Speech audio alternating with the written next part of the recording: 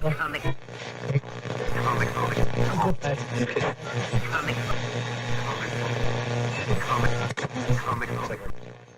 Hi, everybody, it's Weird Wink Wilkinson laughing and scratching at you. How's everybody doing today? I got a little bit of a stiff neck. Let me just fix this up.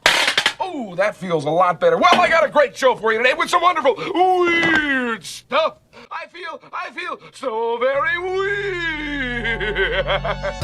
There are some things in this world that go way beyond human understanding. Things that cannot be explained, things that most people don't want to know about. That is where we come in. No human being would stack books like this. I have come here to chew bubblegum and kick ass. I'm all out of bubblegum. Well, it looks like you're the one who needs to be taught a lesson, pal. Class is paying 101. The instructor's Casey Jones. Look, I don't want to fight you. Well, tough rocks, pal. Do you want some coffee, Mr. Tully? Do I? Yes, have some. Yes, have some. It's a cup of coffee in the big time, yeah. Cup of coffee in the big time. Hey, what do you say we both be independent together, huh? I guess one person can make a difference. Enough said. We have the tools, we have the talent. It's Miller time. Luminous beings, so we, not this fruit matter. Empty your mind. Be formless, shapeless, like water. Now you put water into a cup, it becomes the cup. You put water into a bottle, it becomes the bottle. You put it in a teapot, it becomes the teapot. Now water can flow, or it can crash. Be water, my friend. You, me, or nobody is gonna hit as hard as life. But it ain't about how hard you hit. It's about how hard you can get hit and keep moving forward. How much you can take and keep moving forward. That's how winning is done. Hey, these aren't my rules. Come to think of it, I don't have any rules. Well, that's great. Either I have a monster in my kitchen or I'm completely crazy. I don't think you're crazy. You know something? Maybe I am insane. Maybe I am insane.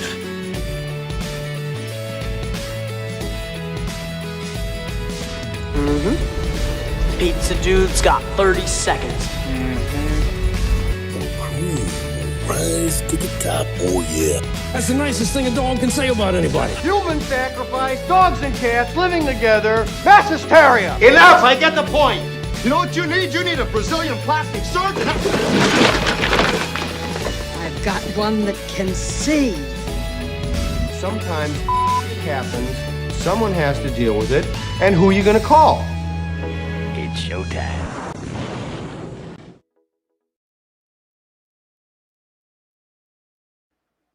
All right. Hello out there. Welcome to Comic Book Radio. This is episode 304. Can you believe it? 304. I'm your host, Peter Cimetti. Tonight, my guest is PHILL DIAZ. Who's pulling the strings with PHILL DIAZ? And that's not like an allusion to anything. That's just more a play on the title of his latest book, which is The Man with No Strings. I don't know if it's a Pinocchio adaptation, but we'll find out. That's going to be some of the hard-hitting questions we ask tonight. So if you're ready for that, pull up a chair. Before we get started, let me say hello to those of you in the chat. We got Dr. Crow here. Says, hi, Pete. Thanks for all your help with those edits. I'm the editor on his book, All-American Red Squirrel. And it's been a pleasure working with this fella. Says, I'll have to catch the replay on my drive to work in the morning. Now, as your editor, Dr. Crow, I have to say that you said I'll have to catch the replay. That should have been I'll have to catch. You know, can't let you slide with that. The Darker Half. What's up, Darker Half? Hope you're doing good. Citizen Ronan, what's up? Says, right you are, Ken. Okay. Ben Spar says, evening, Pete and chat. Evening, Ben. Good to see you. Hope you're doing well. Dr. Mask is here. Says, hail, Pete and Phil. And we got Jake Blues here. What's up, Jake Blues? Good to see you. Cole King in the house. Says, hey, everybody. Great to see you. Spicer Mick Leroy says, have a great show, brother Pete. Thank you, Spicer. And thanks for the well wishes. Randy, what's up? Randy, good to see you as well. Randy, I am finally getting sketch card commissions done for everybody who's been incredibly patient. Some people have been waiting since April. Others have been waiting since maybe June, July. But I'm finally getting them done. And I got the pencils all sketched out on yours. So inking them probably over the weekend and then shipping them next week to you. And thank you again, you and everyone else, for being so patient if you're waiting on a sketch card from me. Really appreciate it. Corey Landis says, I'm in a chair. There you go. Chris 6 Strings. Anybody in bed right now? Be kind of a little odd. But you could be in somewhere else in the bathroom. Don't tell me if you are. But in a chair is a good place to be. Chris 6 Strings, what's up? Cole King says, Pete's editing in real time. Yeah, there I go. Citizen Ronan says, Pete's an editing ninja. You never know where he'll strike. All right. Now, I do know where the next guest we have on this show will strike. He's waiting in the green room right now. Let's bring him on, give him a big welcome. I think this is his third time on the show. I'm not entirely sure. I know he's been on 2 other times. If he was on 3 other times, then I might have forgotten the third. That says more about me than him. Welcome, Phil Diaz. Ooh, yeah, cup of coffee in the big time. Dig it. Pete, Hey. thank you for having me on, man. No problem. Thank you for being here. Is it your third? It's your third, right? It's not your fourth. I'm not sure. I mean, are we counting those call-in shows? Because I know I was on a couple of those as well. Yeah, no, I'm not going to count those. Just like dedicated shows. Yeah, it all blurs together. Yeah, I uploaded the first one you were ever on with me. I uploaded that to Spotify. I'm putting episodes to Spotify. No one seems to care, but I figure, let me put it there anyway. Yeah. And I uploaded yours yesterday. So if someone is paying attention to the Spotify uploads, you did not get this show in the future. Do you know what we were talking about that time, or what? It was about anti-heroes and yeah. action in comics, and we were talking a little bit about wrestling too. Oh yeah, I remember that. Yeah, that might have been the first time, right? The first one. Yeah, I remember that. Yeah, because I thought, wow, that's really odd that I'm gonna have you on the show Thursday, and I uploaded that the way it works. I upload Monday, Wednesday, Friday. Yeah. And your episode uploaded on Wednesday. It's serendipitous. Is that the right word? Yeah, we'll say it is. Okay. What's up, everybody in the chat? Yeah, thank you for having me on, Pete. Excited to be back. I love the format you do and how, it's one-on-one, more like a conversation. And I love the title as well. Thank you, man. Yeah, I mean, group shows are fine. Like you have a group show. What is that called again? Like Comic Book Roundtable or something like that? Yeah, we do the Creative Block. Actually, tonight after this, I'll be jumping on there on Narwhal's channel. Oh, okay. I want to be respectful of your time. So what time do you have to jet? You have like an hour and a half, 2 hours. Oh, perfect. Okay. Yeah. All right. That's good then. I told him I'd be late, so. Yeah, but I really like the one-on-one conversational format. It's just, I think it's easier to kind of manage for me, but it's good to sit down. We can cover a lot of different topics. We can kind of get to your book, get to stuff about what you're doing, what you're up to, what you've been up to since we talked last time. A lot of good stuff. So speaking of, I don't want to dive right into your book, but I do want to ask right off the bat, is it a Pinocchio adaptation? Or is it just that's how it worked? Well, it's a weird Western. It's a Western, like 1970s spaghetti Western is what I'm going for. And there's a fantasy element that is reminiscent of like a darker, like fairy tale, like Brothers Grimm.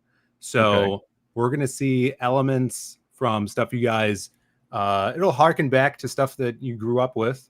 But, we'll see. And I mean, you know, so the first thing I hear, because it's the man with no strings, so you're Right. making an allusion to the man with no name. Right. But then you got no strings. So no strings Mhm. could be like he doesn't have any ties to anything. He doesn't, you know, he's like Exactly. maybe a gun for hire. Mhm. But then I noticed that he's got like a wooden hand, you know. Yeah. So then that's what made me think maybe it is kind of like a Pinocchio thing. Well, we'll see. The whole thing about the actual string aspect is he has no ties to anything. What he has had in his past, which we will learn, has been taken from him, and that's what's setting him on the path of revenge. So it's a big revenge story. It's going to be probably one of the longer series that I do. And Oh. I mean, inspired by what you're doing with King Cryptid and how that's an ongoing story. It's not written for a trade, it's written as an ongoing series, and these are single issues. So it's kind of a change Wow. of Okay. pace for what I've been doing in the past few years. So how many issues right now do you have planned, or is it just you're just gonna I've been keep saying making them till they don't want them? it does have an ending. I have a definitive ending, but there's so many routes that I want to explore here. It's actually the first time I've actually made a timeline for a series, for a story. So I think it could potentially go over well over 20 issues. Wow, over 20. Yeah. Well, that would be quite the feat. I mean, it's tough enough getting one issue out, right? I know. It's a really like I remember when I was making King Cryptid at first, and I was getting so many story ideas coming through and writing them down. I hit like 50 something, and I was like, okay, I Mhm. have to stop. I have Yeah. to stop coming up with story ideas because I might not make it past this first batch. People might not want anything else past this. Sure. Yeah, it's always a gamble, but I I'm super excited that we're able to put this out because it's been in my head for a really long time, and it seems like uh, the readership that we've accumulated over the years is enjoying this and is excited for it. So I'm excited. Nice. That's great. Is it a change of pace for you to go with the ongoing instead? Is this the first ongoing type series you've done? Yes, it is, and it's super enjoyable to write like this because you kind of have a smaller sandbox to play in, but those parameters you give yourself, it's more organized, you know? Where it's like, Mhm. okay, I have, you know, this scene might last 5 pages. It's like, oh, okay, I only have, you know, up until 24 or 26 pages. So it's kind of like every book you get into has this roadmap that's kind of there for you rather Mhm. than, oh, this is going to be, you know, a full story arc, or this is going to be 70 pages. You might lose your balance on that. Yeah. Yeah. I think there's a lot of stuff right now in comics, and it's been like this for a long time, where there's a tendency to get overly indulgent in the story you're telling Mhm. because creative people, I think the worst thing you can say to creative people is do whatever you want. You know, if you tell a Sure. creative person full freedom, full reign, do whatever you want. You Yeah. know, it's like the intimidation of both the blank canvas and then also the lack of constraint makes you Yes. go, well, I got a million ideas. Which one do I do? So Yeah. you get like this decision paralysis because of all the choices you could possibly do with the story, the art, the whatever it is. But when you give yourself that kind of constraint and you go, okay, I got to tell a whole story in this many pages, I can't just like get weird with it and do superfluous storytelling and yammer away on 4 or 5 pages that make no sense when I can really just tell that amount of story in one page. Um, I really find that you get more effective storytelling that way. But something happened along the lines where everything became written for the trade, and then everything became like this long, drawn out, decompressed storytelling where before decompressed storytelling was nice when you had like 2 or 3 pages that really slowed things down a bit Yeah. and then you ramp up the pace again. But when you Mhm. have like a whole issue that's like that, and issue after issue after issue.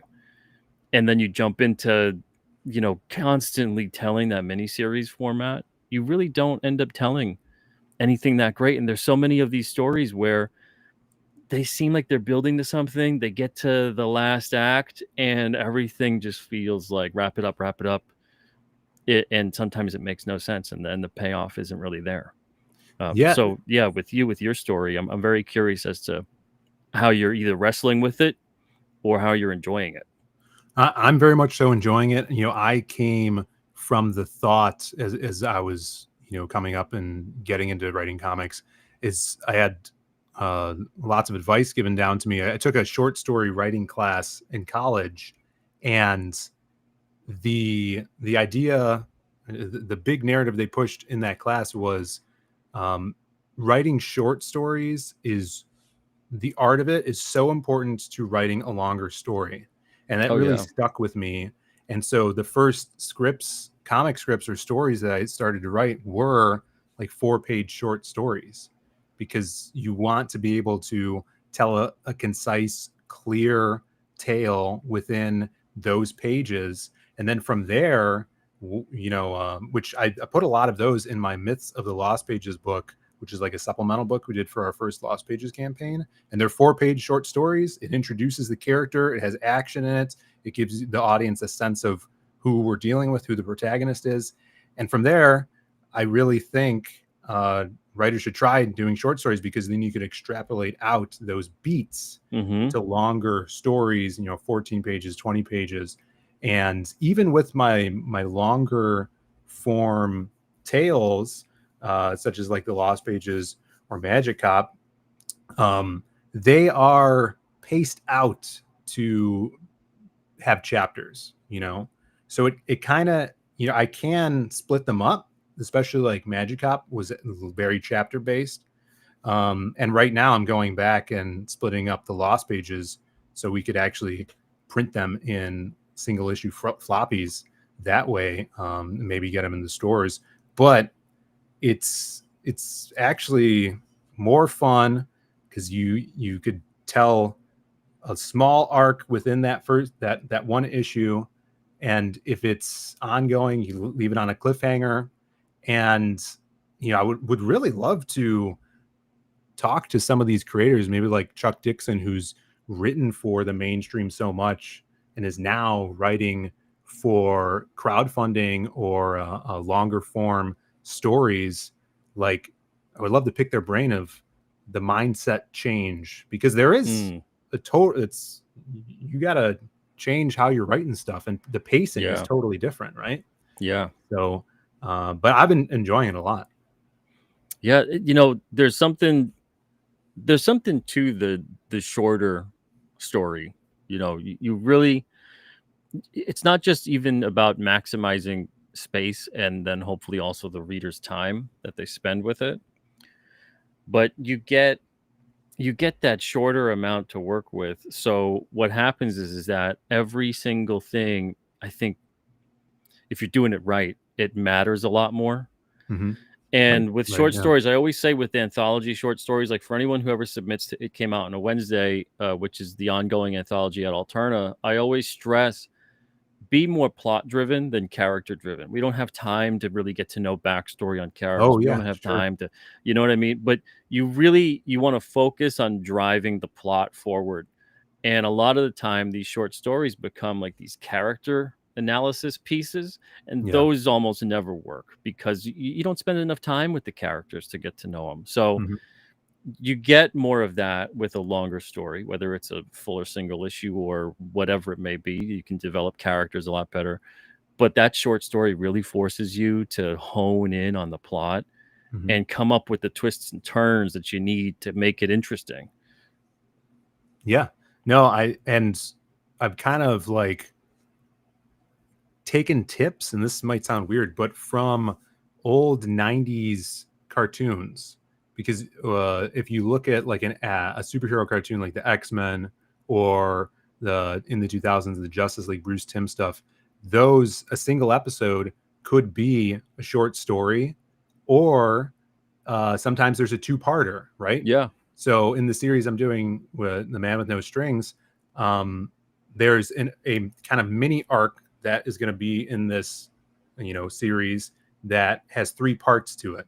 And there's still a beginning, middle, and end for all of them. And they have a cliffhanger that jumps into the next one, and it'll have, its subtitle. And that stuff is stuff that I grew up on reading comics or watching these shows, where I really didn't get to play around with that when I was writing these more longer form stories. Yeah, I mean that's a sweet spot right there. I think is that episodic format with when it comes to all I can think is some of my favorite stuff like Thundercats and Batman the animated series, and I loved the Justice League series. The Spider-Man animated series was great, but even things too that like back in the 80s, like Spider-Man and his Amazing Friends and the Superpowers team, when these shows started to get a little edgier than what they were before, you could see them cramming in thematically stuff that was harder hitting. But then once you get to it's insane to me. I was describing a plot of a Batman episode to my wife, and talking about like there's essentially themes of like drug dealing going on and greed and corporate corruption and betrayal and all this other stuff, and I'm like, that was aimed at kids. Now we're pulling our punches to the point that I don't think Batman the animated series gets aired today, and if it does, it definitely doesn't get directed towards kids. It doesn't get put on at 3:00 in the afternoon.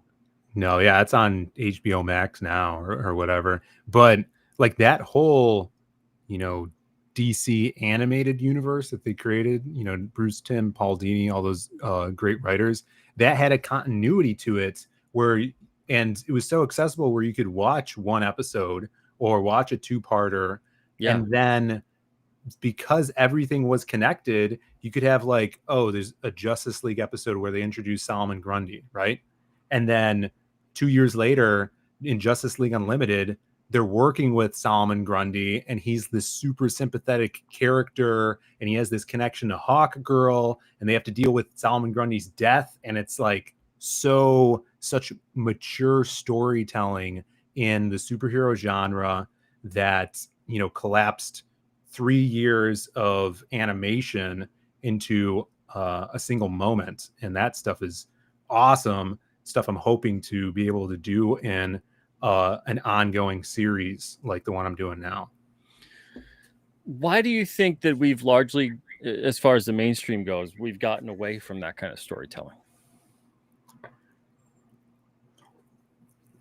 I think there's multiple facets to it. Some of it is on the part of the company's not trusting the audience to get into an ongoing series. Another facet of it is companies not trusting a team of creators to keep them on, long enough. And then I'd probably just overall sales. They want something that they could test out for 4 to 6 issues and then turn around the team to see if that will get better sales than the previous team. It's probably a money and trust issue both ways between company creator and company to the audience. Yeah, it's strange to me because I want to think that it's money motivated, but when it comes to comics especially, and a lot of this kind of serialized storytelling format, it really seems like things just keep getting worse. Like everything's circling the drain. Things aren't booming the way they were back in that time period where everything was firing on all cylinders, and you had the synergy there, you had the marketing with the merchandising, but it was all driven by quality storytelling and character engagement. And you had that whole connection.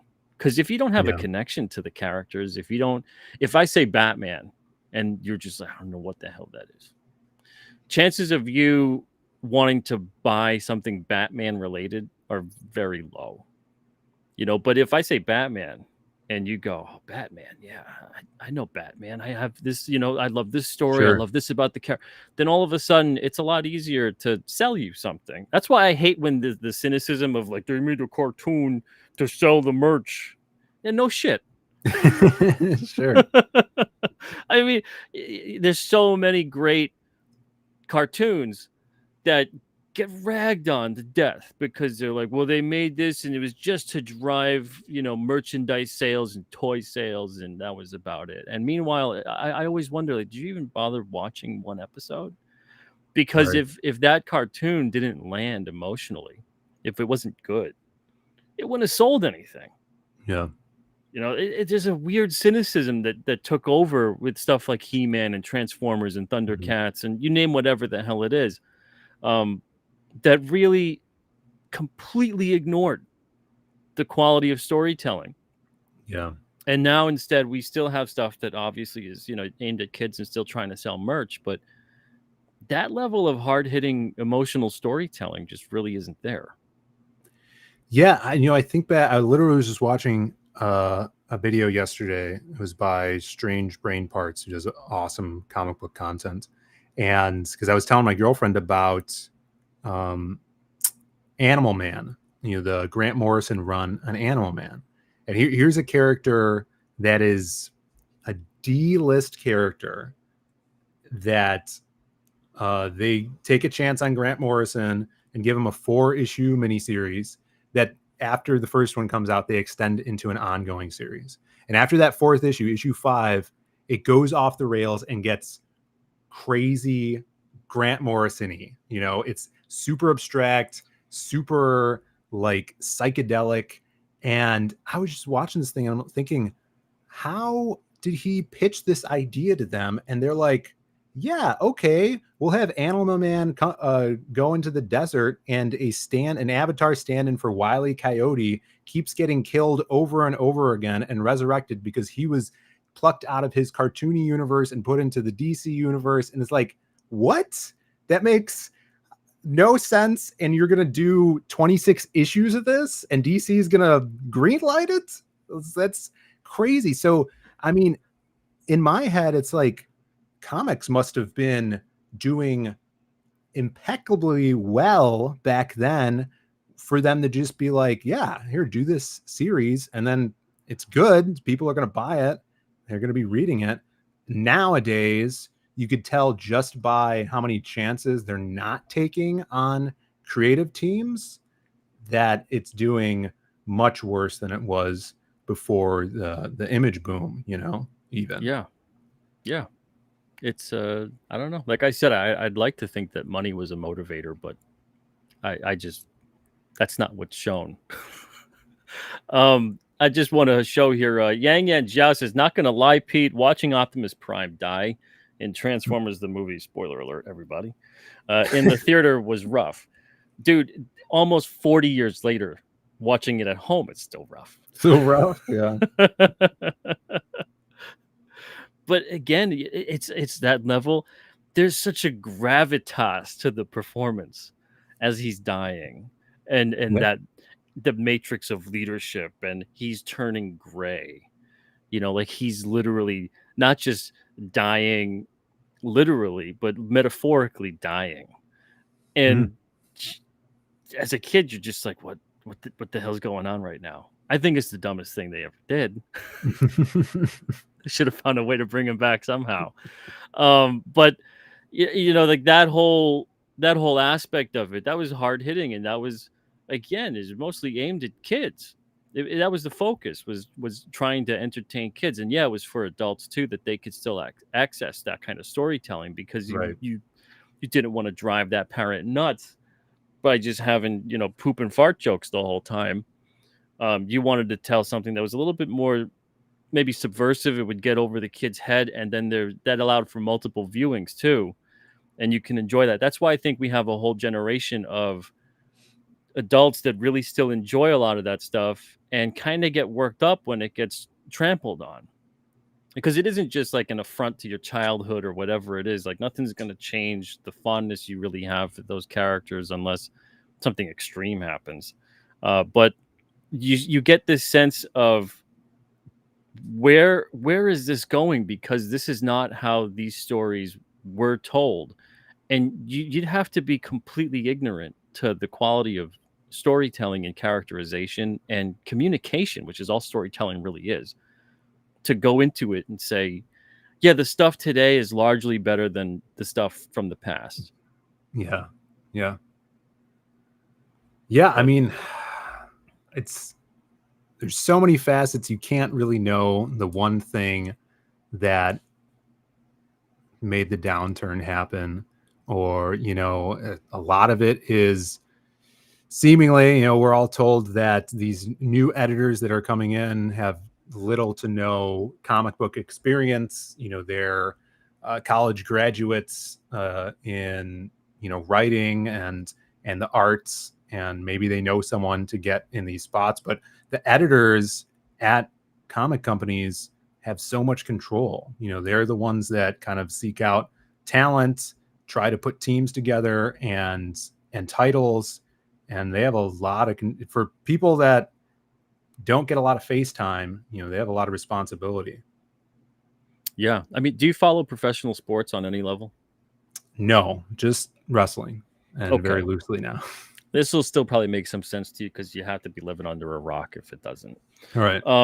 I always thought it would be way better if comic companies or entertainment companies in general kind of ran themselves more like sports franchises, where you have that turnover of talent, that turnover of staff, where a lot of the times players become coaches, etc. You have a farm team, you grow to player development. In a way, you kind of have a draft-like system, not in the formality of it, but in the way of, you're recruiting new talent. You're on the lookout for new talent. Whether you take submissions or you don't take submissions and you're just going to the talent, you're still looking for new people. It never really made sense to me, and I don't know the ins and outs of it.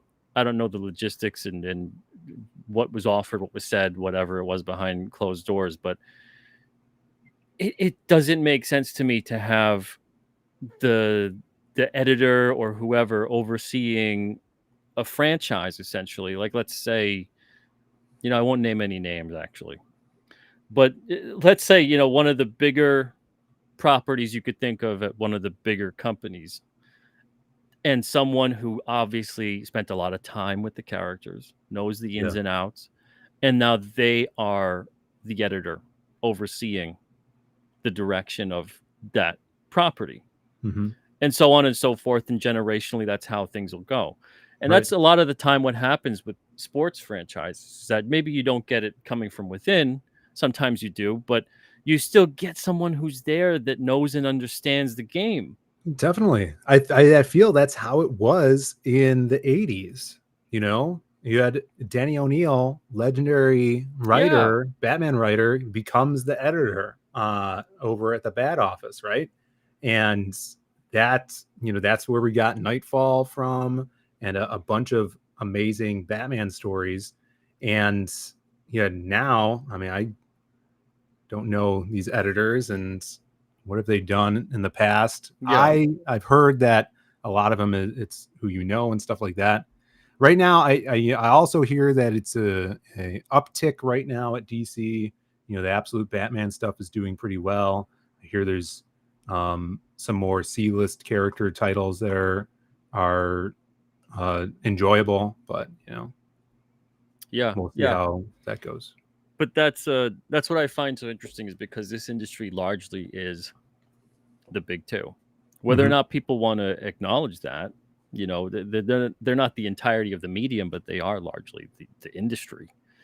And when you have them kind of setting the bar as to what the direction is, you get everyone else kind of following suit. Like, I had a question today on Twitter, the worst question I hate having to answer, and sometimes I don't, but today I felt like I'll answer it. It's like, how do you break into comics? You ever get that question from anyone ever ask you that? No, not too often. I don't think I'm seasoned enough yet. I don't think I haven't broken into comics, so I wouldn't. Well, you have and you haven't. So their question specifically was, how do you break into the industry? Yeah. First of all, I go, why would you want to do that? Second of all, the way you break into the industry in comics is such a Wild West industry, to tie it into your Western comic a bit. It's such a Wild West of an industry that there still are largely no rules. It's still kind of fly at the seat of your pants. Now, that doesn't mean that there aren't rules to the bigger companies or the corporate structure of things if you want to go that route. And I don't know if they were asking, break into the big two. Sure. But breaking into the comics industry, the comic book industrial complex, just make a damn comic. Yeah. So I just said, learn your craft, practice your craft, make comics, then talk about, share, sell that comic, basically promote it and sell it. Yeah. And then help people make their comics too. And then you just repeat the process and never wonder for a second. Don't waste a second thinking, how do I break into comics? Yeah. I mean, that's true. The door is wide open, or the window. You can crawl through the window, but you don't even need to have a YouTube presence. There's people at conventions I see all the time that don't have a YouTube channel that have a table at a fan expo or Wizard World isn't around anymore. There's so many paths. Yeah, and there's people that just sell at cons. There's people that get their books at on consignment at comic shops. That's how they're doing it, and they don't have any presence at the big two, but they're producing their own indie books. Yeah. And I got into it with a couple people who thought it was like bullshit advice. And of course, so first of all, it's like, I get it. I'm not being specific, but the thing is that I can't provide specific advice unless I literally know every in and out of your life. Sure. So I'm going to have to give really shitty cookie cutter advice because it's just this open-ended, blanketed, general question.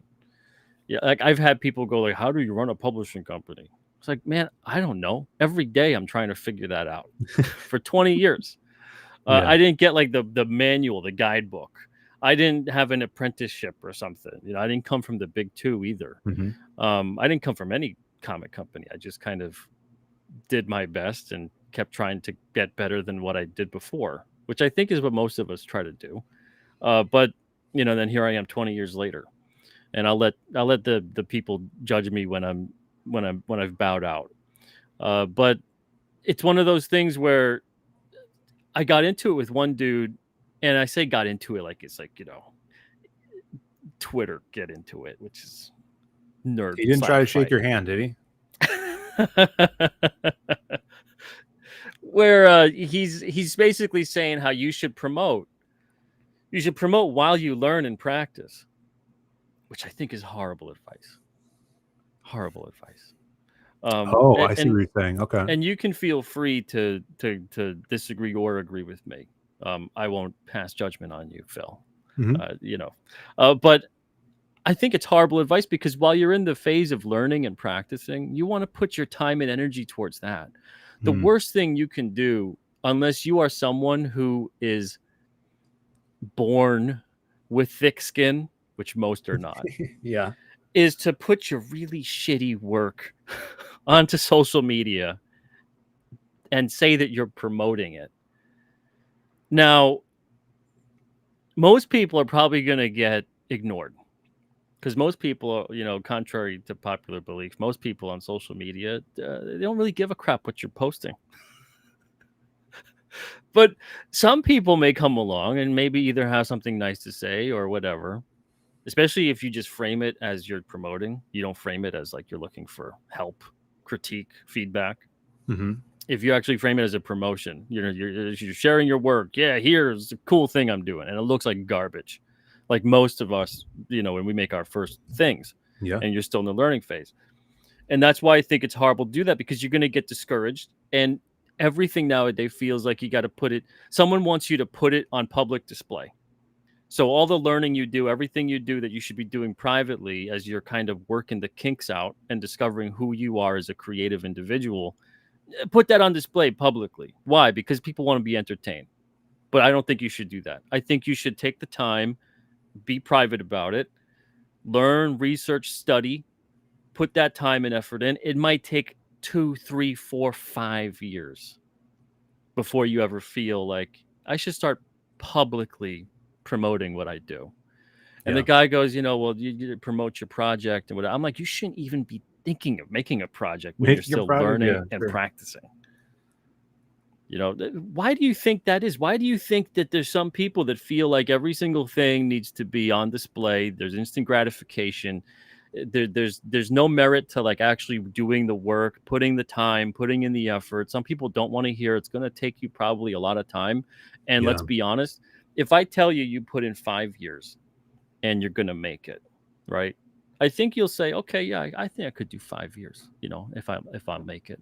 Mm-hmm. What if you put in 10 years? Would you still do it? What if you put in 15 years? And now what if I tell you will never make it? Would you still put the work in? You might never make it. Yeah. And I think there's a lot of people out there that don't ever face that as a reality. That sometimes no matter how hard you work, no matter what you do, it might not work out. Well, I think the reason that right now online there's such a mentality for post everything you're doing. I mean, this could be a blanket statement for even outside of making comics. Sure. Like that is a misconception. And it's obvious that because everything we watch is someone doing something on a live stream trying to entertain an audience to make money. And the audience sees that and it's like, oh, I should do that. If I'm making this comic and trying to get better and make this, I'm losing money if I don't have a channel and try to entertain an audience or cultivate an audience, But that a lot of the times could and does overrun the urge to make your comic, and it could be detrimental to your craft and your business and getting stuff done. On the Creative Block, a couple months ago, we looked at 2 different lists of they were like the 10 commandments of making comics, right? One of them was by Jake Parker, and his number 1 was make your comic, get it done and get it out there, and then make the next one and the next one. And just by doing that, you're also going to improve your skills. And some people just want to be comic creators. They don't want to be a talking head, a commentator on whatever other mediums or media. And that takes a lot of extra work that you need to balance. And a lot of people can't balance that. I don't want to be a talking head. I don't want to, I would be lying to go online and be mad about something, every week.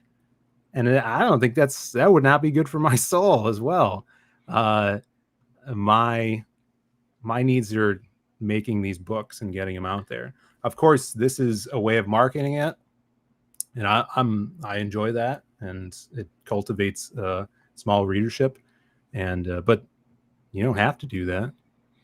Yeah, like we said before, there's a lot of paths to get to where you want to go. Mm-hmm. And you do, if you're going to be an independent creator, you got to view yourself as an entrepreneur. So you do have to figure out, well, how do you get the word out there? Mm-hmm. Yeah, that's the hardest thing in comics, I would say. Yeah, is marketing. Yeah. And I mean that I'm probably in every avenue of entertainment. That's why companies spend so much money on marketing. It's so important. Yeah.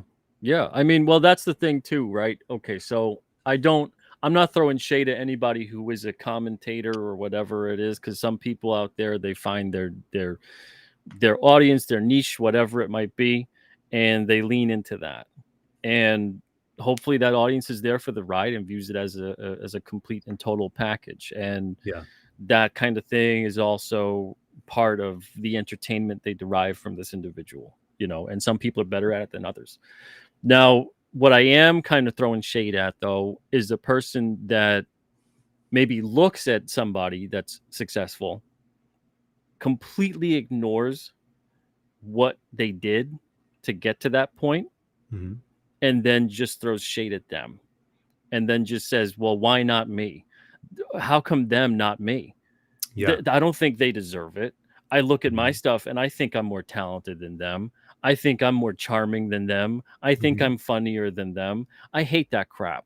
I hate when people do stuff like that. Like, go out there and prove it then.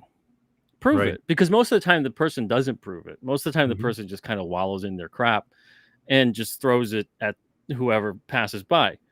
And then they get more and more irate and more resentful, and they don't get better at what they're doing. And most of the time, Phil, they're really not as good as they think they are. Sure. Yeah, I mean, self-awareness is sometimes hard to come by, in creative spheres. But I think an important thing to remember if you are getting caught up in that aspect of, comparing yourself to others, is you should really be comparing yourself in your work to yesterday's work and yourself yesterday. You always want to be progressing forward. You're Totally. gonna Yeah. So I mean, you could look at other stuff that's coming out there and take that as inspiration. And if you see someone that's doing better than you could pick up on tips of why you think that's the way it is. But definitely it's you being creative is a very personal thing to write and create art. And I think you should definitely be comparing yourself to who you were yesterday. Yeah, and that's why I say that, especially when you're in the learning and practicing phase, you're, Yeah. as a creative person, you got to get vulnerable to tell something honest and that will resonate. Mhm. Because people know when you're lying to them, even in the stories you tell. They know when, like, you don't believe in this story. Sure. You don't Yeah. really like what you're telling. You're doing this because you think it'll get you fame and fortune for some weird reason. It'll get you attention. It'll do whatever. It'll kind of scratch that itch that your ego has. But they know that story isn't. It's not honest. It's not coming from some place within that means something to you. Yeah. So when you're still trying to figure that out, the worst thing you could do is go on and display and, act kind of arrogant about it, showing off how ignorant you are and showing off how oblivious you are to your own level of skill or whatever. Because that's a first impression that's really hard to take back. And this is, I'm speaking from someone who's seen, like, I don't even know, 15,000 submissions or something over 20 years. I'll get submissions sometimes that come in and the person is very proud that this is their first thing ever. I never drew or wrote anything before this. I think this has great potential. It could be turned into a movie and blah, blah, blah. And you look at it and you think like a 10-year-old drew this, and the story sounds even worse. Yeah. But this person is so high on themselves. They're buying into their own hype. It's so weird. And I can't psychoanalyze everybody who sends in a submission, but I'd say roughly like 60% of people that said something in had that kind of delusional attitude.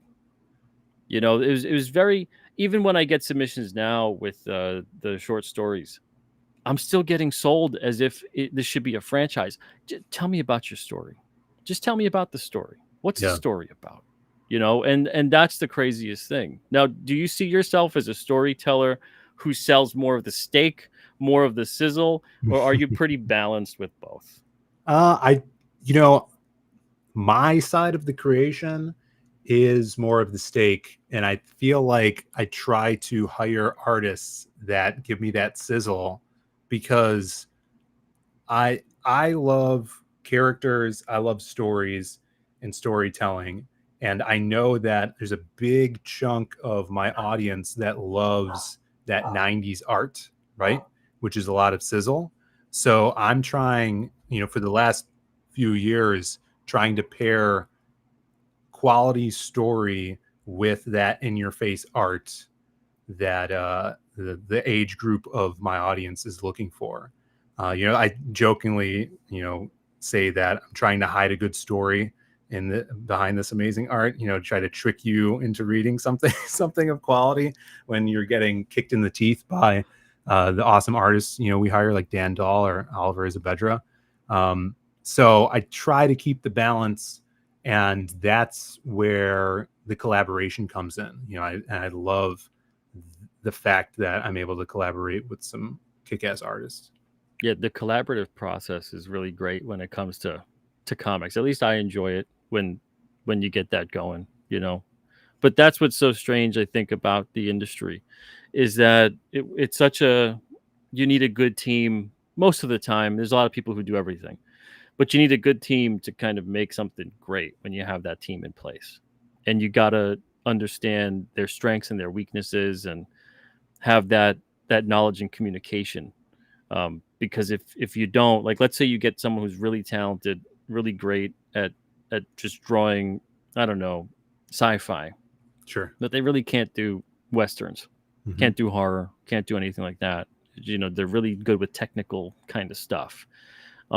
Would you hire them for something like that? And knowing full well, like, that's not playing up to their strengths. We're going to constantly be wrestling with this individual. Right. Like, what went into hiring?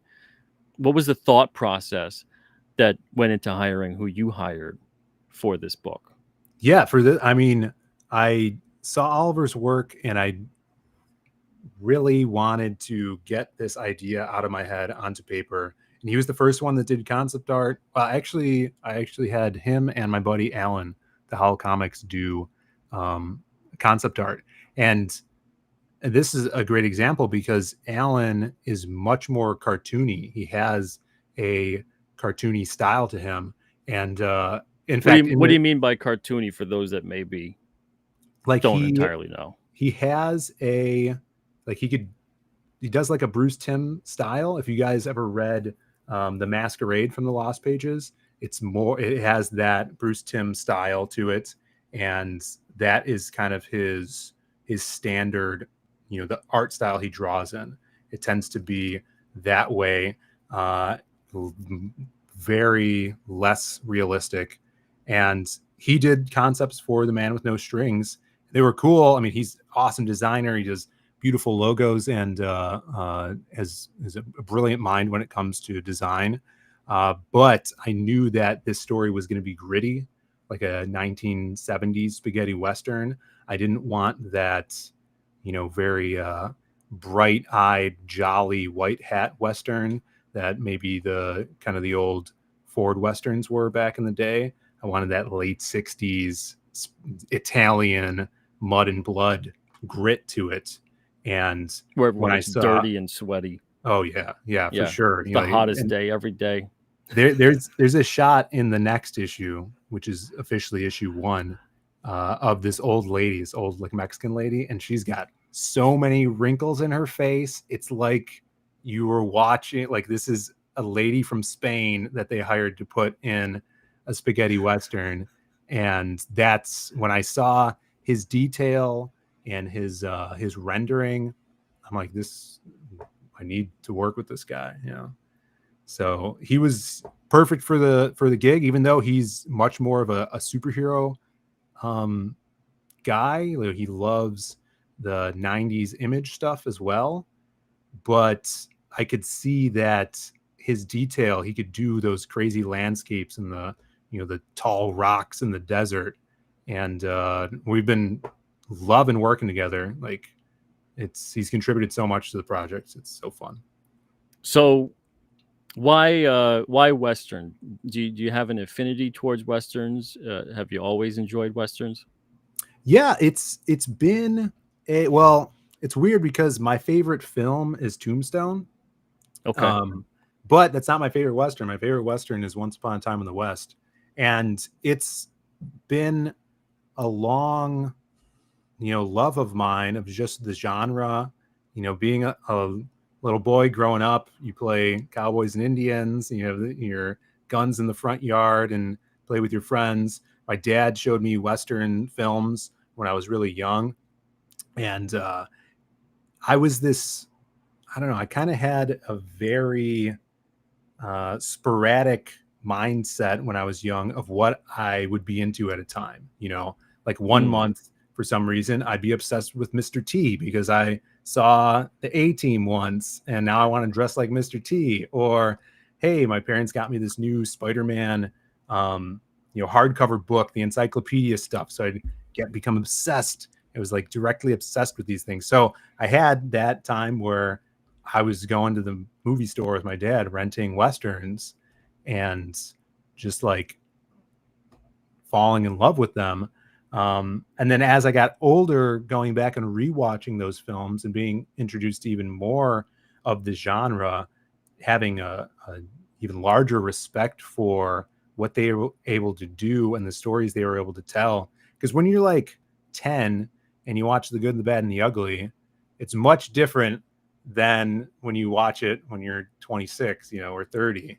Yeah. You understand much more about it and the time frame and how much historical relevancy those Italian Westerns had with Italy, what was going on in Italy at the times that they were made. It's just, there's so many layers to that. And another thing that really sparked my interest is the similarity between the Western genre and like the superhero comic book genre, where, the Westerns of the early 60s or 50s were very, very white hat, straight-laced lawman saving a family against, the bad guys. And then when the spaghettis came into play, it was a subversion of that. So it was like, to me, the spaghetti Westerns are like the Dark Knight Returns of Westerns, where they're taking your, white hat or, blue caped Batman of the Batman 66 and then making him a little less good, a little more gray area vigilante, darker. Yeah, because they're older now, they're more experienced, they're not as, maybe they're more jaded because they've seen too much. Yeah, and that's it. A little bit of reality crept into the comics at that time in the late 80s, and that's what happened when the Italians got their hands on the Western. And a lot of that was influenced by Japanese cinema, of course. But having that blurred line between good and evil, all of your protagonists in the spaghetti Westerns, they weren't lawmen. They were usually bounty killers or guys that were just doing stuff for money. And they happened to be in between a situation where they could, make things better, usually for themselves. They're usually selfish, these guys. So, and that also was a more realistic way of how the West was back in the day. Yeah. I really love the like Gunsmoke and Wagon Train and the Lone Ranger. Sure. I love that stuff, but I do get what you're saying in terms of, and you can see the seeds of that. You can see where if this was pushed a little further or they wanted a little more realism to it, it would get gritty and dark real fast. Yeah. Yeah. And it's funny too, going back to that comic book and Western parallel, the late like between 10 years of 70 to the end of the 70s, Italy pumped out like 600 spaghetti Westerns to the point where they collapsed the genre. And it was very much so like the 90s boom and bubble of the comics industry, where like after that it was tanked. And then after the spaghetti Westerns were done, no one made a Western until like the 90s with when Clint Eastwood started directing things, maybe late 80s. But yeah, there was a huge, like, that genre is still on life support. I mean, it reminds me a lot of kind of, I think, what's happening right now with superhero films, where Yeah. there's just pumping out Super this saturation. stuff like crazy, to the point that now it's starting to become like a parody of itself. You know, you can break out like the superhero movie bingo card Yeah. and just kind of get bingo within 15 minutes Mhm. Yeah. because it's just turning into this cookie cutter crap. And there really isn't that inclination towards, well, how do we tell the best story, the most innovative story we could tell, the most interesting story we could tell? Let's bring in some different characters with different themes here that play on different, it starts turning into like the same recycled thing over and over again. And maybe you do have some new characters, but they're going through the motions largely. And when it is something being pushed, you're looking at it going, I don't know if that character would act that way, Right. but it feels a lot like what happened with Westerns. But oddly enough, I think if anything, if the mentality of the Western, like that rugged individualism and that kind of sense for justice in an unjust world, if that was brought more into the superhero genre, I think that could kind of pull it from the brink. But I think that right now it's just becoming this really weird, like navel gazing kind of self-referential, too clever for you to really get where they're coming from kind of genre, as opposed to just keep it relatively simple and keep it with that sense of that universal appeal that made superheroes so beloved. Yeah. Yeah, I think I mean, even like the new stuff they're coming out with, like the films, I feel like they're pretty forgettable, like the newer films. It's like not something that I need to see again, you know? And I think a part of that is because they just keep cranking them out. You don't get time to have them sit. Sure. They don't even get time in the theater. Like, remember when stuff used to be in the theater for like 6 months? I know, man. Yeah. I mean, probably longer than that, where it's like, oh man, I gotta wait. And then when they were out of theaters, they wouldn't come out for another like a year. while. Yeah. It's Yeah. like, oh, remember when we saw that 2 months ago? Now it's out of the theater. Now we won't see it for a year. And then like 2 to 3 years later, it's like now the movie of the week. Yeah. It'd be like 3 years later after it was in the theater. It'd be a big deal. Yeah. We don't really have everything's just like 2 weeks later, it's in streaming. Yeah. 2 months later, it's crazy. you could go purchase it, and and then who cares? Because there's 5 others that got released in between. It's strange. I really and they've all become so expensive. Like remember Batman 89. Yeah. Batman 89. Yeah. Michael Keaton, Tim Burton. Yeah. So that movie was a really expensive movie to make at the time.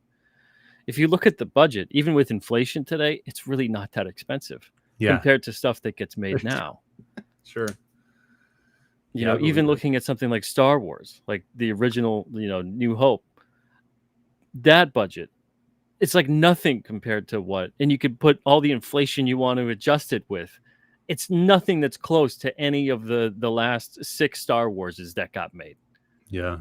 And yet still they don't have anything close to the resonance and the impact that those originals have. So when people are like, oh yeah, the more money you throw at it, the more this and that, you get a production value, you get what, not necessarily.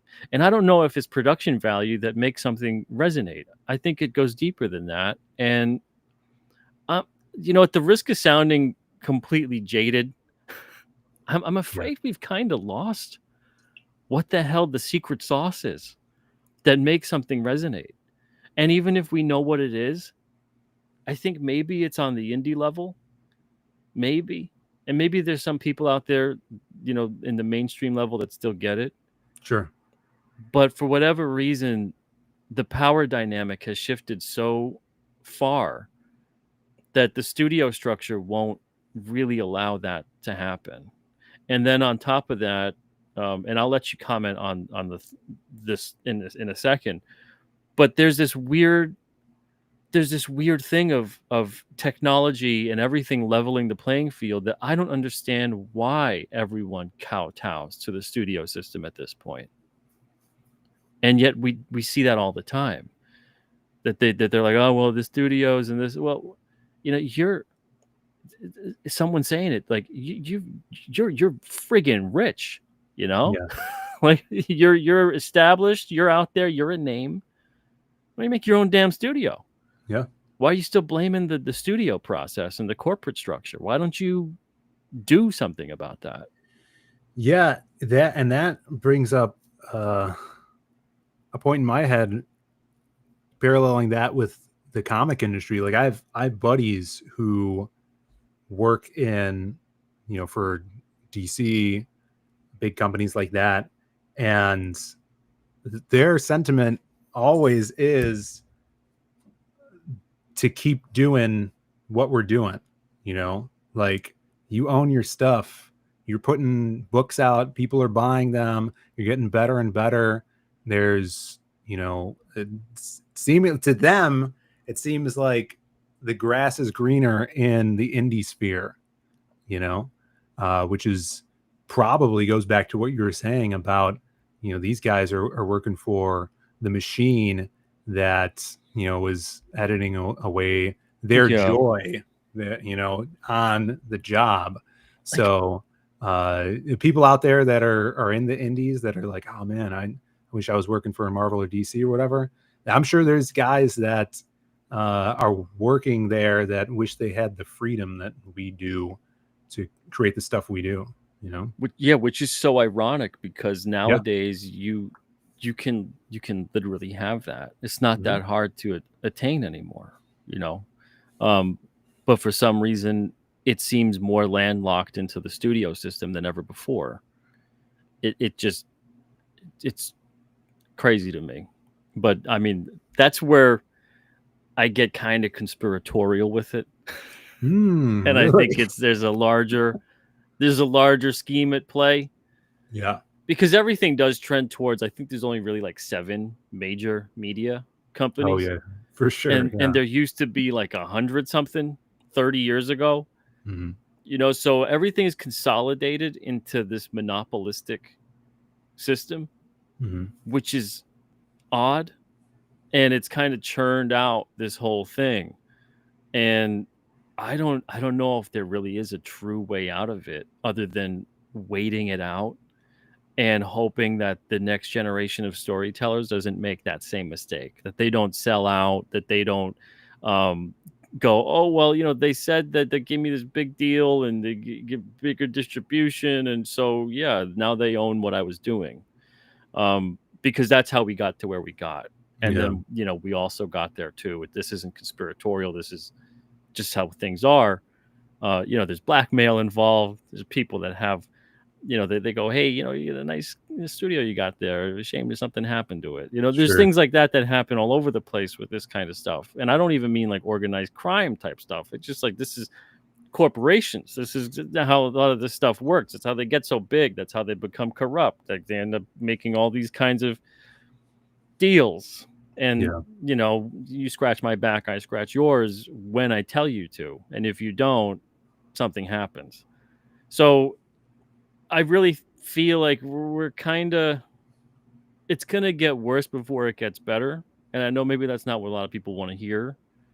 But there's so many people, I think, right now that are doing kind of like a victory lap, thinking like, oh, we're out of the woods, everything's over. And, the woke stuff is going to be gone and corporate stuff is, they're learning their lessons. I don't believe that for 1 minute. But anyway, I digress. So we got somebody here in the chat that has a pretty good comment here. It says, it's very inspiring. You both are leading the way for independent artists, not only writing and creating your own comics, but also printing them too. Can you talk about printing your own newsprint comics? So I have talked about what I'm doing, but I want to know what you're doing because you're printing your own stuff. Yes. Yeah. So I work for this awesome arcade in Chicago. It's the world's largest arcade, the Galloping Ghost Arcade. We just had our 15-year anniversary not too long ago. This year, August, I think. Nice. And so there was a print shop next to us that we over the years acquired because the guy moved, the owner moved out of state. So he sold us the print shop and the printers he had. So we've been doing like we can do vinyl wraps, we make our convention posters, we could print on fabric, canvas, all this awesome Oh stuff. wow. Yeah. You're taking me back to my print shop days here in Sure, Vinyl yeah. Wraps. So we have a huge ass printer, but we also have a smaller Canon printer. I think it's a C7 something. But we didn't really know about this printer, and my brother kind of manages the print shop, and there's a worker over there that our boy Jim that does a lot of the printing. So I think we had a guy come in to fix the printer, like a technician, and Brandon was talking to him, and he figured out we could the printer can print, fold, and staple tabloid style, which would be the comics. And so we've been testing it and messing around with them. So this is a proof copy of The Man with No Strings. And it's so cool because I could read through it. It's like, oh, I missed something here. I could make a new print file, print it the next day, cut it. And it's like made it even more fun and cool. And then we cut out the freaking printer cost and all this stuff. So it's been awesome learning how to use it. Brandon's been showing me, and he's the technical guy on it. And then we're like, I wonder if could we get newsprint? So we looked into that and did a bunch of tests on that. And then trials and tribulations, we were using a 30-pound newsprint, which seemed to be too thin for our machine. So we've upgraded to a 50. And another thing is I don't know if I have one over here.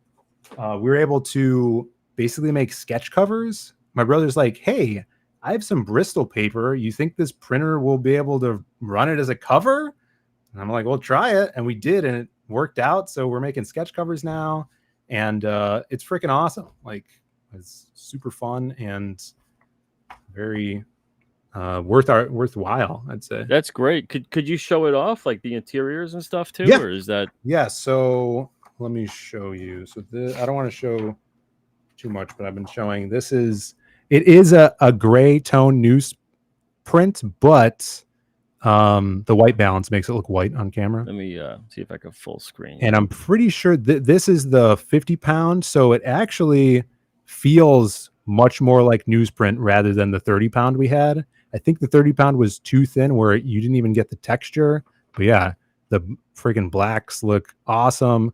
Early on, there was some trial and errors with how long we were cooking the page. So some of the black ink had like a texture to it because it wasn't fully cured.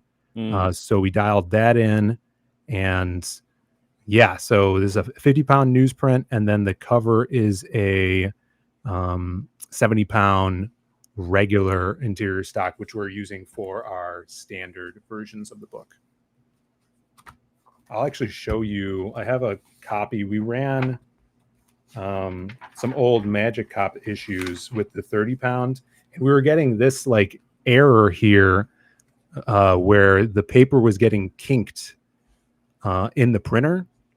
Oh, okay. So, I don't know if you ever ran into that issue, but is this like digital offset? Like, what kind of printer is this, or is it just a digital? Is it laser? Canon? I don't know. My brother probably would know more than that. But is it an inkjet or a laser? Do you know? I think it's an inkjet. Does it need time? Well, when the paper comes out, is it hot? No. Okay, so then yeah, it's probably a inkjet. That's cool, man. Yeah, because I don't think laser could work on an uncoated newsprint. You need paper with a coating, a specific kind of coating. Oh, that's interesting. Yeah. Yeah. So it's been really cool, and we're gonna have this book is fully done right now. We have the next issue is also fully drawn, and then the one after that we're halfway done with. So The campaign ends Halloween, and we'll be shipping out in November, right after that. So we've been doing test prints and proofs every week, and even, like I said earlier, going back and splitting some of our previous books into single issues, and we're thinking about putting those out because, like, we're out of stock of Magic Cop 1, and we only have it like available digitally on Global Comics. So for people that may not have read that from years ago, we can make, Magic Cop 1, issue 1, single issue floppies, and then sell them that way, kind of like print a good quantity of them and have them, hold them on Now, stock. I don't want to put you on the spot, but I'm gonna. He's gonna. Okay. Can you hold the book? Can you hold the book like this for me? No. I talked to Michael Bancroft about this, but that spine bulge. Yeah. I mean, it's like And this one is the thinnest because it's actually the 30-pound, which we're not going to use, but okay. That. Yeah.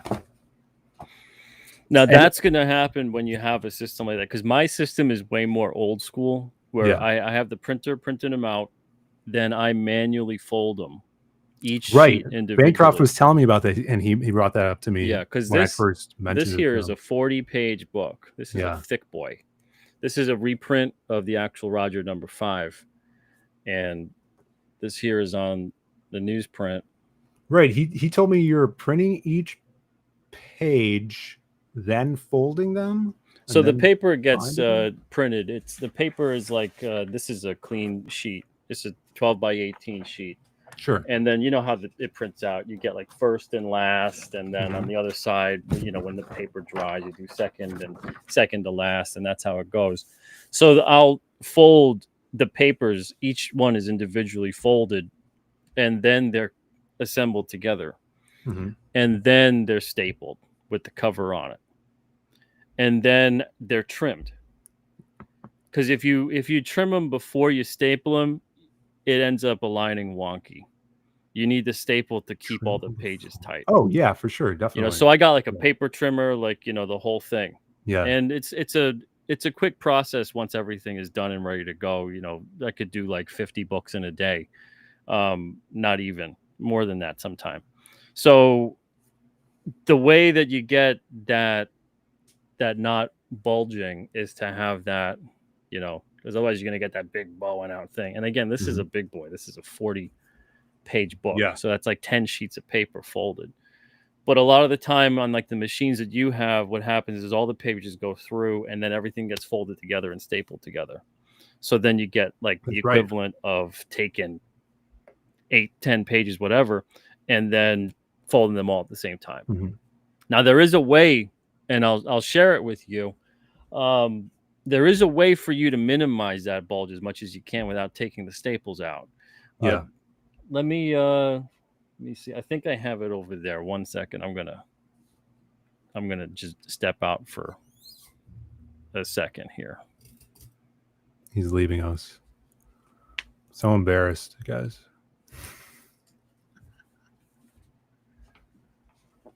Citizen Ronan. Hey, the beam pads in the chat. What's up? All right. So this here is a sheet of Teflon. It's a sheet of Teflon. And this will help you to kind of glide over the book. And then this is a bone folder. And this is 100% Teflon. Bone folders are called that because they usually are made of bone. Yeah. Usually ox bone. But you can get them made of plastic. You can get them made of vinyl. I like the Teflon one better, especially this one, because you get more surface area. And you can kind of really lean into when you got to fold. So if you take the Teflon and you put it over the spine of a book that's like that, and you just kind of work out the fold a little bit, you won't get this scratching the book because of this and then the Teflon. This is supposed to not scratch it even if you don't have the Teflon sheet, but I don't trust that. Yeah, sure. So the Teflon sheet's very cheap. You're talking just a couple bucks. And then this is probably like $10 to $12. And then you can work that out. and it won't be completely flat. It won't be as flat as when you can fold each page manually, but it Sure. will take a lot of that bowing of the spine off. And this is something that if people really care about it at home too, if you want to, purchase those things and get a lot of that spine bulk out of a lot of the digitally printed print on demand type books, you could do that. Something else that'll reduce it is also the size of staples that you use. Sometimes the staples are really thick, they're really big, and that adds to the paper not folding in properly. Yeah, that makes sense. Yeah, our staples are pretty thin. But yeah, thanks for the tip. I'm gonna check that out because we were looking into that. We have like we're trying to press them, the spines, and it works out fine with like a actual press. But I'll have to do some tests on that. Be cool. Yeah, because even with mine still, I'll put it under weight, like 50 pounds or so of between paper and backing boards and stuff, and I'll do that overnight, 1 or 2 days tops, just to kind of really it doesn't do much, get it flatter. But when that's already built in, it's because paper is an organic material. It's basically fabric, so it has a memory to it. It's going to keep that fold, it's going to keep a crease, it's going to keep, and it wants to keep going back to the shape it originally was at. Paper also has, I don't know if you know this or not, with short grain and long grain paper. You want to always have short grain paper as much as you possibly can for books. So a good way to tell whether or not you got long grain or short grain is hold the paper at the edges and then bend it. And you're going to notice whether or not there's resistance to which way you bend that. And so it's either going to bend like this, and it's going to be like this is a little bit easier. Sure. Than bending it like this. Yeah. And whatever has the least resistance, if the resistance of it is easier like this, it's a long grain paper. But if it's a short grain like this, where the fold is in the middle, that's what you want for a book. So there's all kinds of stuff with paper, man. It's crazy. Yeah. But it's cool to see you getting into it. Have you had experience or has your brother had experience with anything like that before? Just the print shop stuff that what we've been using for the last, 10 years is, vinyl printing and things like that. So a lot of it right now is a learning experience as we're going down this path. So I mean, cool. It's really cool to see you getting into that. And I hope more people get into it too. It's definitely a game changer for a lot of people. I know that, you got to have a specific kind of, you got to have the space for it. You got to have the budget for it. You got to, think about all that kind of stuff. Yeah. We got super lucky in working where we do, and we get a lot of cool perks like that. And it's awesome. And it's definitely worth it for us to, even if, we do a little bit investing, like right now I want to get a better paper cutter. And I think that's going to be another step forward in the process. Having us kind of be a little self-reliant in that area now, printing floppies. That's going to be awesome because we could, if we go to a con and we don't have anything, we could just print out 50 books super quick. No, it's a total game changer. And I don't think I'm ever going to get in the realm of printing trades. Do you think you do that? I feel the same way as you. I mean, it's so early on in our venturing down this path. I wouldn't even know where to start with that, glue binding or saddle stitching. Like I have no idea where that would start for us. Yeah, because it's a whole mess either way. Yeah, so that's why we're like when and it's not as affordable to do as it is to do the stapling of the book. I'm sure. Yeah. That's why, like right now for this new series, we're selling them as like a pre-order campaign on our site. All the art is already paid for. We're recouping the costs on that, which we've already done, which is freaking awesome. Shouts to everybody that helped us out with that. But going down the line, say this series is all black and white right now. What I would like to do is once I get about 4 or 5 issues in, there is an end to this arc. I would like to do a collection, get it colored, and then most likely crowdfund the first volume, the first trade, and that would be Perfect Bound. That would be a trade volume that we could put out like that, and probably go through another printer like we've done in the past. Yeah, that's what we're doing with stuff like that, with graphic novels and trades, and even specialty covers. If they have to have like a holofoil cover or a foil cover or whatever, it's just, it hasn't shown to be a venture that's easy to do, especially with specialty covers. You got to get a whole different system with that. It's massive. It's very expensive. It doesn't make any sense. Just send it to another printer. And it's the same thing too with the trades.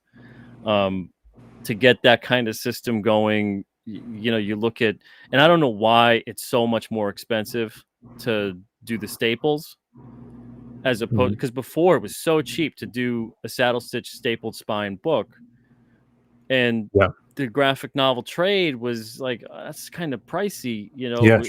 Let's just stick to saddle stitch. And now it's become kind of almost the same cost structure to do like a 60-page Perfect Bound or do a 32-page saddle stitch. And I don't know, it's weird. I don't know what, but yeah, for doing it in-house for floppies is great. And I'd like to see floppies make more of a comeback. I think we're so saturated too with the graphic novels and the trades, and everything's a trade, everything's a graphic novel.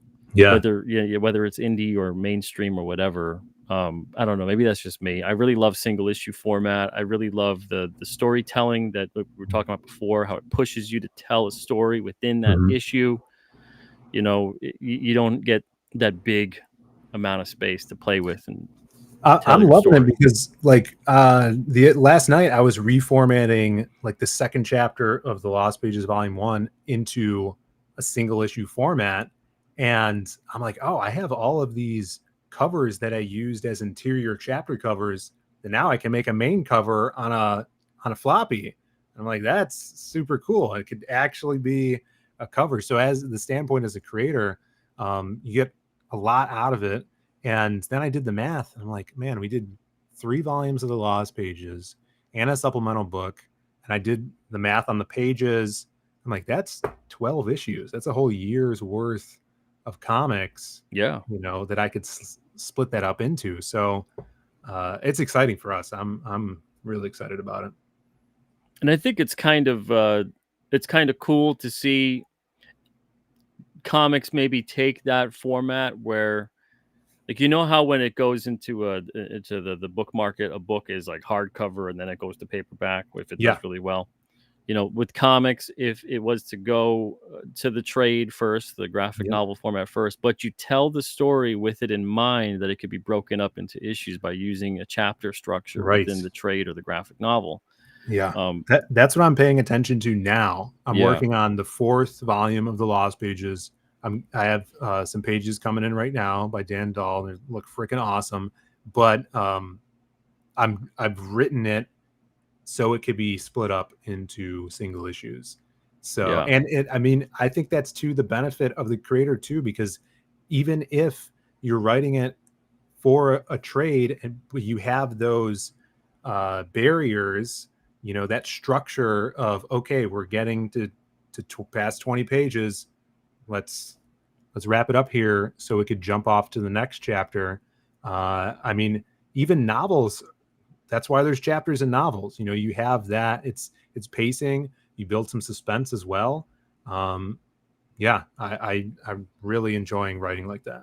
Yeah. And I love when you can tell a single issue. And my favorite is you wrap up the single issue story that you have, and then you kind of have this cliffhanger springboard for the next issue.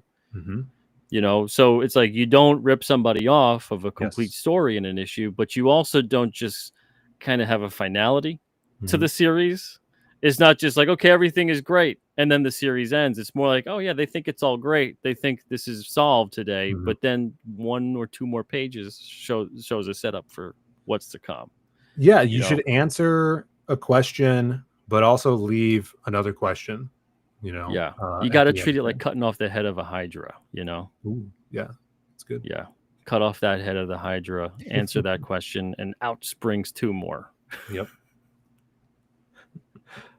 But that's the thing, man, is that you gotta keep doing that. This way, not only you leave the audience guessing, but you don't get complacent with your storytelling.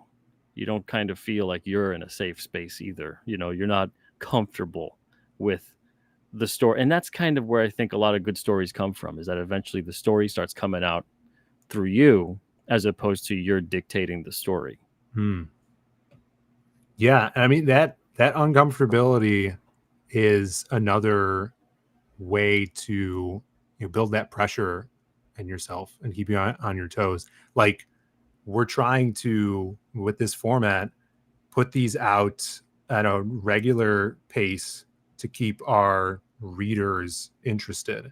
So like I said, this issue 0, it's going to get you jumped into the story. You're going to understand the character. You're going to know his goals and what he wants going forward in the series. And it's done. It's lettered. We've made print proofs. Issue 1 is already fully drawn. It just needs to be lettered. Issue 2 is halfway with being finished drawn. Issue 3 is already written. So there is a pace that I'm trying to keep here. And so we could actually build this thing. Yeah. Did you I should probably ask this of you outside the show, but this isn't a big deal. Oh my goodness. Did you get my my note to you, my DM to you about your homepage? Yes. Okay. And check it. Look at this. I fixed it. Fantastic. I did. Right. Yeah, I saw that. I was at the gym today. Yeah, I had a little. It's funny because when we launched this, this is our own site. We launched it on Bancroft's channel, and I was doing everything while on stream too. So I had to go in here, make the page visible. And then so I made this while he was doing his countdown. And then I didn't link the page to this button. So people were clicking on the button and it was going to a 404 page. I'm like, damn it. So, but now it works. I think we got another back or two. Yeah. 181%. Thank you guys. Yeah, this is it. It's on the Zaid Comics website. You can find it in the Man with No Strings issue 0. And if you scroll down, you'll see all the different versions we have. The regular, which is your regular standard 70-pound interior paper. The black and white virgin cover, sketch cover, and then the newsprint, which has a retro cover. So I think we're going to do this going forward in the series. Every time we do a newsprint book, it's going to have this throwback trade dressing at the top. And then it's hard to tell here, but this is actually colored in dot tones. Let me see if I could zoom in here. So it's like that old school coloring as well. So we're trying to make it retro as possible for these ones. And then of course the big question mark won't be there. You'll see the villain when we do ship it out to you. What's is the character's name the Man with No Strings, or does he have a name that's not revealed yet? It's not revealed yet. I mean, he's the one that the title refers to. I'll scroll down to some art here. But yeah, so he is a lone gunman who his soul has been cursed to rot with every life he takes. So he's on this path of revenge, but he loses his humanity the farther he goes down it. So by the end of this series, he's going to be a totally different person. And it's obviously an allegory for how corruption or revenge leads to the loss of yourself, oneself. And I love the revenge themes in the spaghetti westerns. And I think that's why I was so, so enthralled in doing a book like this. Was he Bancroft, the man that no longer exists on Twitter? Oh, yes. He's like the Michael Knight of Twitter. A man who does not exist. Yes. He says his name is Whitland Jack. Is that true? No, no. So before we announced the title, it was kept a secret for a long time. So the chats were calling him the Whittler because I leaked out that there is a scene that he whittles in one of the issues as a pastime. So everybody started calling him the Whittler. So we made this Whittler magnet that people could grab. It's the unofficial name of the character. There he is, the Whittler, whittling away. That sounds like a Mystery Men character. He whittles well. He's really good at whittling. Yeah, what a good movie. It was good. Yeah, but Oliver Isabedra doing crazy work on these interiors. It's been a joy working with him. We also, this is another thing we were able to do because of the print shop. This is going to be a canvas poster that people could grab on here. So we're able to print on a bunch of stuff. Oh, that's awesome. You could print on canvas too. Mm-hmm. Wow. Yeah, we've made like canvas scrolls for some of our crowdfunders. Oh, nice. And so that's going to be a wanted poster that comes with like the big bundle. But yeah, the main thing about this is I wanted to do kind of a Western that I have never really seen. And I love the storytelling aspects of like 80s Vertigo. So that's what kind of this is a mix of. It has the storytelling, the weirdness of a Vertigo title from its heyday, mixed with the crazy, almost Mark Silvestri style art of the 90s. Yeah, I see that. Yep. Every time I show this art off, people bring that up. And is the series going to be colored or is it going to stay black and white?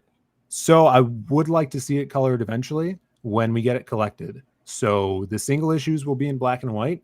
And then once we go for a collection, we'll have a black and white version of the collection and a colored version. And I'm actually kind of thinking of having it colored in that older Scott style, because you don't see that anymore. I think it fits with the vibe of the story, and it definitely fits with those inks. If you get painterly with the colors on something that's really well inked like that, that's going to just be a nightmare to visually. Right. Yeah. So, I mean, the minimalistic colors, I really dig. Doug Smith, who goes by Blue Moon Cartoons on Instagram and Twitter, he did this up, and I just love how it turned out. So I want to see him to try it on some of the interiors before we do the collection. That's awesome, man. Well, issue zeros are usually a prequel issue after something's been out for a while. Mm-hmm. What's the thought behind this being an issue 0? So this may be a prequel. We'll see. You guys will jump in here. I wanted, this is the first story we did together for this, and I always intended this to be the first bite that you guys are going to consume, because after this it's establishing the world, the character, how weird it can get, because there is witches and ghouls and magic and curses in this. It's not a straight Western. So this will, it's designed to get you into it, and then issue 1 will be off to the races. So yeah, very nice, man. When do you think you'll have issue 1 out? I think we could have the start of the next year. I would definitely love to have the pre-order campaign going, because like I said, it's totally inked and ready to be lettered. So I just got to sit down and hammer that out. But I'm really excited to see if we could keep the pace up, as we're 2 issues ahead right now. And that's really going to see if we could take the pressure, because I've never been in a situation like this where I'm giving myself and my artist kind of a hard deadline on things. Yeah, I mean, that's the hardest part. Even for me, I always misjudge the timeline. Sure. Of, especially when it's a collaborative effort, so there's a lot of moving parts. I always misjudge that, and it ends up being 2, 3, 4, 5 months late or whatever, and I hate that aspect of it. I haven't had anything longer than a few months late on something, but I hate it every time. I hate being late. I know projects. I can't even, but it's one of those like, okay, everything kind of comes along when it comes along. Everyone's working at their own pace. There's things that happen in your life or in someone else's life that's on the creative team, and it is what it is. And I'm just grateful that largely the backers are understanding, as long as you kind of communicate to them the lateness and what's going on. And for sure. And I've been doing this for 20 years, so it's not like something's going to happen and I'm not going to deliver a book to someone if it's a couple months late. But I always try to throw in something a little extra when I am late on stuff. Have you guys been pretty good with timeliness on your campaigns? Yeah. We try to estimate appropriately. Of course, you're going to have some hiccups, but yeah, all of our stuff has been pretty on time. I think maybe one of them has been like a week late starting to get stuff out.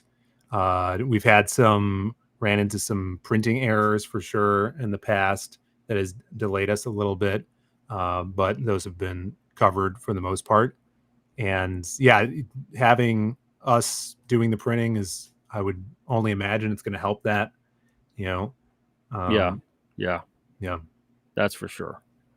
But okay, so I'm going to let you go, but I got one last question for you. It's really important. It's important? Probably the most important question of the whole conversation. Now, you said you have an arcade. Yes. Right, you guys have an arcade.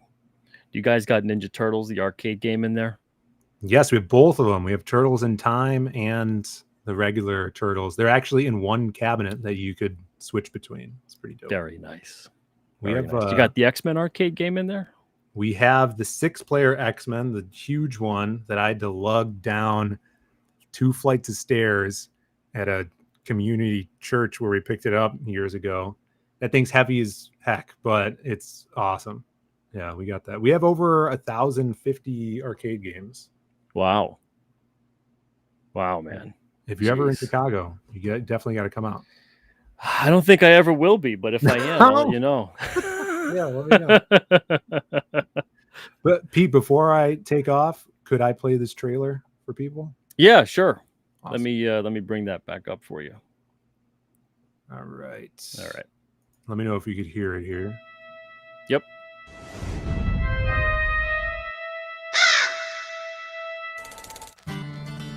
Once upon a time, there was a gunman. His heart was cursed to rot with every soul he took. He was a man who carved a path of revenge through bullets and blood.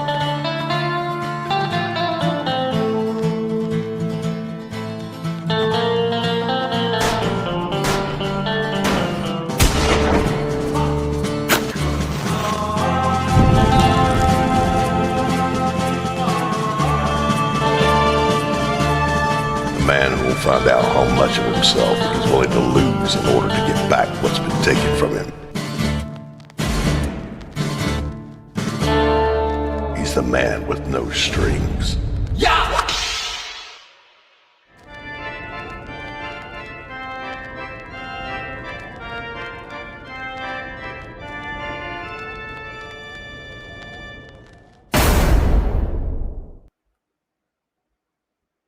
All right, very nice.